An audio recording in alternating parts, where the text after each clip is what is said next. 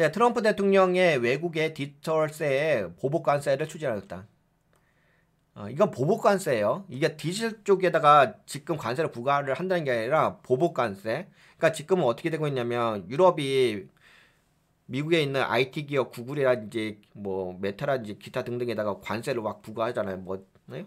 뭐 제재도 하고. 그러니까는 미국도 보복관세를 취하겠다. 상호관세를 취하겠다. 이런 개념이에요. 근데 이게 또 이제 한국에 어떤 영향을 미칠 것인지 그런 부분도 있긴 하죠. 근데 아직까지는 한국은 그런 영역은 아니에요. 근데 나중에 영향을 받을 수 있긴 하겠죠. 근데 이제 그런 건 있죠. 뭐 주식이니까 심리적으로 트럼프 대통령이 이런 이야기를 하셨으니까는 이걸로 인해서 한국의 뭐 소프트웨어 쪽도 디지털 관련된 업종도 관세 부과를 당할 수도 있겠다. 뭐 이런 설레발칠 수 있는 그런 생각을 한 발 더 나가서 생각할 수도 있긴 하겠지. 근데 원론적인 가치 평가라든지 펀더멘탈 평가에서는 사실을 근거로 해가지고 이야기하는 거지 내가 설레발치면서 가치 평가를 하는 영역은 아니에요. 가치 평가는 사실 근거로 해가지고 이야기하는 영역이에요. 설레발치는 영역은 아니고. 설레발은 누구나 다칠 수 있잖아. 근데 가치 평가는 그렇게 하는 거 아닙니다. 그래서 이제 사실을 근거로 해서 이야기해 보려고 하는 거예요. 팩트로. 트럼프 대통령이 2025년 2월 21일 디지털 관세를 부과하는 국가들을 대상으로 해서 보복 관세 부과를 검토하라는 무역 대표부에 지시를 했다. 검토하라고. 지시를 한 거야. 아직 한 것도 아니고. 프랑스, 영국, 캐나다 등 여러 국가가 미국 IT 기업들 구글, 애플, 페이스북, 아마존에 디지털세를 부과하고 있으며 이를 미국의 조세 기반에 대한 착취로 간주하고 있다. 유럽연합의 디지털 시장법과 디지털 서비스법이 미국 기업들에 불리하게 작용하는지 조사할 방침이다. 조사예요, 조사. 아직까지 유럽하고도 하지도 않았어요. 근데 지금 유럽이 관세를 부과하고 있긴 있죠. 디지털세란 다국적 IT 기업들이 특정 국가에서 매출을 올리지만 법인세는 본사가 있는 국가에서 납부하는 문제를 해결하기 위해 도입된 세금이다. 예를 들어서 구글이 프랑스에서 광고 매출을 얻지만 본사가 있는 미국에서만 세금을 내는 문제를 해결하기 위해 프랑스가 자체적으로 세금을 부과하는 방식이다. 본사가 있는 미국에서만 세금을 내는 문제가 있다고 합니다. 그래서 프랑스에서는 내진 않고 프랑스에서 판매했음에도 불구하고 그러니까 구글이 프랑스에서 매출을 얻었으면 프랑스에다가 세금을 내야 되는데 그러지 않고서 본사가 있는 미국에서만 세금을 내는 문제를 해결하기 위해서 프랑스가 자체적으로 세금을 부과하는 방식 이게 디지털세라는 거지. 유럽에서 지금 미국 기업에게 취하고 있는 행위. 트럼프 대통령의 보복 조치. 디지털세를 부과하는 기업들의 수입품에 대해 보복관세를 부과하는 방식. 2021년 바이든 행정부는 유럽 및 기타 국가들에 대해 25%의 보복관세를 발표했으나 협상을 위해 일시 중단을 했었다.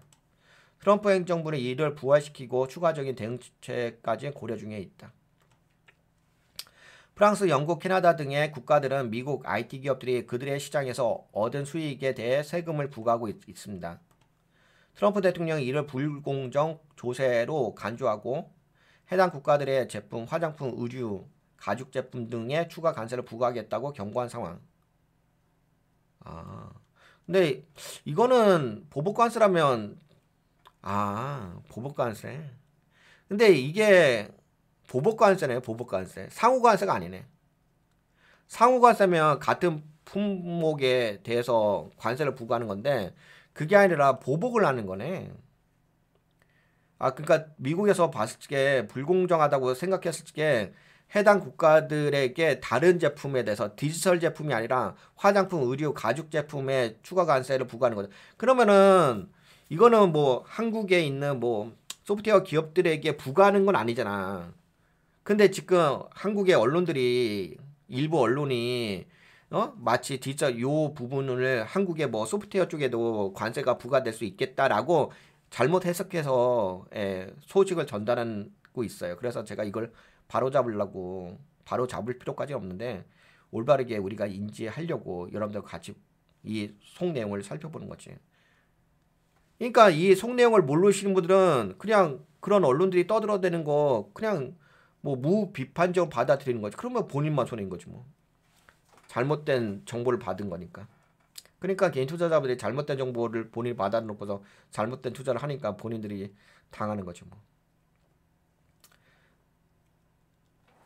예, 디지털세에 대한 미국과 주요 국가들의 입장 차이. 프랑스, 영국, 이탈리아, 스페인, 오스트리아 등 유럽 국가들은 미국 IT 기업들이 자국에서 많은 수익을 내면서도 세금을 내지 않는다고 주장하고 있다. 유럽 국가들 입장에서는. 이에 따라 매출 기반으로 세금을 부과하는 디지털세를 도입하여 미국 IT 기업들에게 일정 비율의 세금을 부과한다. 왜 유럽에서 돈을 벌었는데 왜 세금을 안 내? 그런 거지. 그래서 디지털세를 부과하는 거지. 미국 정부의 입장. 트럼프 대통령은 이를 미국 기업들에 대한 차별로 보고 있으며 보복관세를 통해 대응할 것이라고 지시했다. 보복관세, 상호관세가 아니라 상호관세면 소프트웨어 쪽에다가 똑같이 부과를 하는 거지. 디지털 상품에다가. 그게 아니잖아. 무슨 특히 유럽연합의 디지털 규제가 미국 기업들에게 불리한지를 조사하겠다고 발표했다. 글로벌 세금 협상. 바이든 행정부는 디지털세를 대체할 글로벌 법인세 15%를 추진했으나 바이든 행정부는 디지털세를 대체할 글로벌 법인세 15%를 추진했으나 트럼프 대통령은 이를 철회했다. 결과적으로 미국과 유럽 간의 조세 갈등이 다시 심화될 가능성이 있다. 유럽은 미국 IT 기업들이 유럽에서 돈을 벌지만 세금은 거의 안 낸다며 디지털세를 도입을 했다. 미국은 우리 기업들에게 불리한 세금이라며 해당 국가들의 제품의 보복관세를 추진. 바이든 행정부는 협상을 통해 해결하려 했지만 트럼프 행정부는 강경 대응을 선택하고 있다. 트럼프 대통령의 보복관세가 한국에도 영향을 미칠까? 근데 요거는 이것까지 우리가 떠들어댈 타이밍은 아닌 것 같아요. 그냥 원론적인 것만 좀 알고 계시면 될 것 같아요. 왜냐면 이거는 향후에 따라서 협상에 따라서 달라질 수 있는 거라서. 그래서 결론적으로 좀 이야기를 해볼게요. 트럼프 대통령의 보복관세 조치가 글로벌 경제에 미칠 영향. 트럼프 대통령은 디지털세를 부과하는 국가들에 대해서 보복관세를 추진하며 강경 대응을 선택하려고 한다. 유럽 연합과의 무역 갈등이 심화될 가능성이 있으며 글로벌 조세 협상도 무산될 가능성이 커지고 있다. 한국도 이 문제에서 간접적인 영향을 받을 가능성이 있으며 간접적이에요. 직접적인 건 아직 아니고 현재까지는. 이거는 설레발. 제가 보기에는 이건 설레발. 미국과 유럽의 무역 갈등이 확산될 가능성에 대비해야 한다. 미국과 유럽 간 디지털세 갈등이 격화될 가능성이 높고 한국도 이에 대한 전략이 필요하다는 건데, 근데 저는 이번 시간에 여러분들하고 좀 이야기하고 싶었던 게 설레발 치면 안 된다는 관점에서 이야기하는 거예요. 그리고 이게 지금 이렇게 지시를 한 거지 실제로 시행을 한 것도 아니고 유럽에 대해서. 그리고 그것도 상호 관세가 아니라 상호 같은 품목에 관세하는 게 아니라 보복 관세잖아요. 보복 관세. 그렇기 때문에 지금은 관세에 따라서 해당 그 상품이라든지 산업에 대한 미치는 영향에 대해서 우리는 좀 디테일하게 보셔야 됩니다. 그걸 파악을 하셔야 되기 때문에 괜히 오버하지 마세요. 이 핵심적인 내용이 중요한 거예요. 이 원인이 어디서 나왔는지.